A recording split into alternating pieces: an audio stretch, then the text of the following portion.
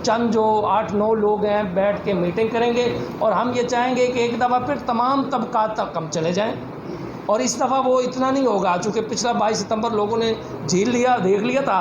अब इंशाल्लाह जो नई तारीख देंगे 2 महीनों के अंदर ज़बरदस्त एहतजाज करेंगे। 2 महीनों के अंदर अगर 2 महीनों के अंदर कोई चीज़ डॉक्यूमेंट्री कोई चीज़ है तो वो स्टार्ट कर दे हुकूमत, उसके पास पैसे मौजूद हैं। यानी 2 महीने 60 दिन होते हैं, तो कम अज़ कम कुछ 60 करोड़ की ख़रीदारी हो जाए ज़मीन की, तो हमें पता चल जाए कि कुछ प्रोसेस जारी है, तो फिर तो ठीक है।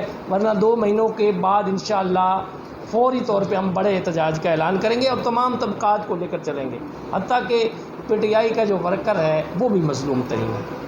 PTI के वर्कर से हम हमदर्दी का इज़हार करते हैं, उनको दावत देते हैं, और वो तो बेचारे ना अपनी पार्टी में कुछ वो कर पाते हैं, ना आवाम को जवाब देते हैं, और मेरे लिए वो भी बहुत ही मोहतरम है। बकायदा 5 ਤੋਂ 4 ग्रुप ने और बकायदा एक्टिव ने, और लोगों को ब्लैकमेल करके उन्होंने कोल सारा प्रोसेस कंप्लीट करवा के फिर मैडिकल करवा के, और उस दे विच मैं समझदा साढ़े सारे इदारे जिहड़े ने वो इनवॉल्व हैं, जो उन्होंने नाल कनैक्टेड ने।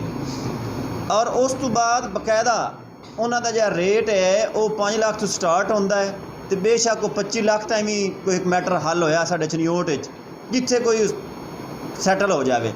असी इसकी एक तो बड़ी पुरजोर मजम्मत करते हैं। डिस्ट्रिक्ट इंतजामिया तो थोड़े भाइयों की विसातत नाल असी ये पुरजोर मुतालबा करते हैं कि जेडे ये साढ़े चनियोट शहर दे विच गंद फैलाने वाले जेडे ये धंधा फैलाने वाले ग्रुप एक्टिव होए होन, उन्होंने फिल फौर जी है ना वो सरकोबी की जाए, तो इन्हों इस काम तो रोकया जाए।